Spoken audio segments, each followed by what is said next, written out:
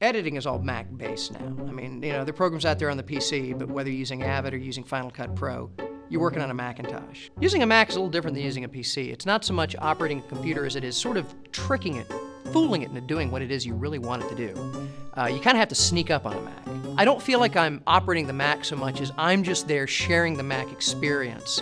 And if I can do something useful while the Mac is willing, so much the better. One of the coolest features of the Macintosh is it's really easy to shut down. All you have to do is be using a piece of software and then poof, it goes away. It's gone, it's shut down. You didn't push any buttons, you didn't close, you didn't even save. It's just gone. Unless you want to shut down a Mac, oh, that's a whole nother story. I mean, you try to close a program and it locks up, and then you do that funny, what is it, the cloverleaf period thing? These unnatural and ultimately useless interrupt keys. Then nothing moves. Then you push the power button and it won't turn off. You go around and unplug it, and you better hope you're not on a laptop, because then you gotta find the damn battery and try to pull that out, or the thing will never shut down.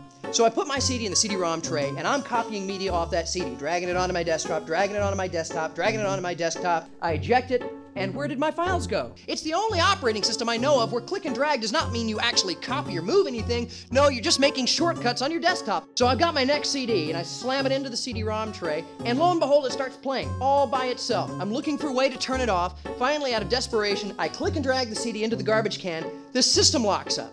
So I go to the cloverleaf period spacebar thing, hoping I can stop the program, and I get a little caution window saying, careful, interrupting this program may lock up the system.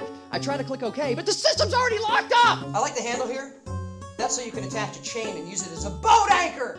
The Mac is practicing some kind of bizarre psychological warfare on me because I'm working late at night. Out the corner of my eye, I keep seeing this thing jumping up and down. The update manager is bouncing at the bottom of the screen like a Jack Russell fucking terrier. So I'm looking around in the list of the files, trying to find the executable it wants me to update. And if I click on any one of them by accident, I rename it! Oh no, it's been renamed nothing. It was some kind of important system file, and the computer crashes! On a PC, no data is really lost. I mean, there's a way to undelete a file. If you know what you're doing in DOS, you can go in and recover anything that's been corrupted.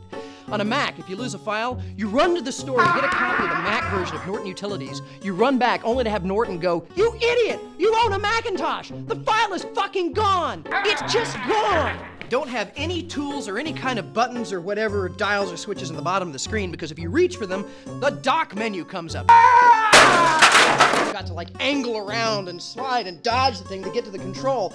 It's kind of like boxing with your computer. I can put it on the bottom, I can put it on the left, I can put it on the right. No, I can't put it on the top.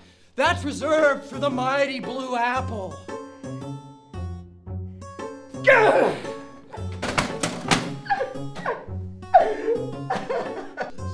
My name is Hunter Kressel, I'm an editor, and I cut together everything you saw tonight on a Macintosh. Mac killed my inner child.